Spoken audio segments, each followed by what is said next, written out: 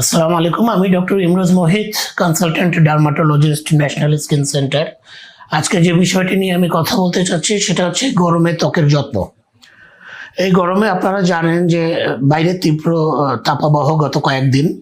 সেই সাথে আপনি যখন বাইরে যাচ্ছেন, রোদে পড়ছেন, রোদে ঘামছেন, বাতাসে ধুলাবালু এবং আপনার স্কিন থেকে অতিরিক্ত গরমের কারণে এক ধরনের অয়েল সিক্রেট হতে থাকে, যে কারণে গরমে ত্বকের যত্নটা অন্য সময় থেকে একটু বেশি নেওয়া প্রয়োজন আছে। প্রথমেই যে বিষয়টা আসবে সেটা হচ্ছে প্রতিনিয়ত আপনি বাইরে থেকে ফিরে এসে আপনার মুখটা ধুয়ে ফেলতে হবে।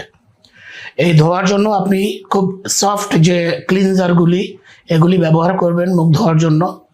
যেগুলো ফোম বেস যে ক্লিনজারগুলি আছে, সেই ফোম বেস ক্লিনজারগুলি আপনার স্কিনের জন্য খুবই সুইটেবল হবে, যে কারণে আপনারা ফোম বেস ক্লিনজার দিয়ে আপনি আপনার মুখটা ধুবেন দিনে 2 থেকে 3 বার করে।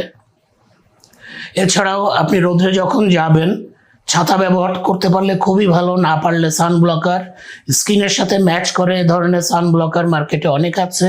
আপনার স্কিন যদি অয়েলি হয় সেক্ষেত্রে ম্যাটিফাইং যে সানব্লকারগুলি আছে এগুলি ব্যবহার করবেন। স্কিন যদি আপনার অয়েলি না হয় সেক্ষেত্রে ক্রিম বেস বা জেল বেস সানব্লকার ব্যবহার করতে পারেন।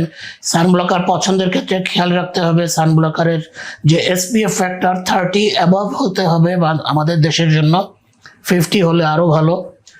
2 ধরনের সানব্লকার আছে, কেমিক্যাল এবং ফিজিক্যাল। কেমিক্যাল সানব্লকারটা দিতে হলে আপনাকে রোদে যাওয়ার অন্তত আধা ঘন্টা আগে দিতে হবে।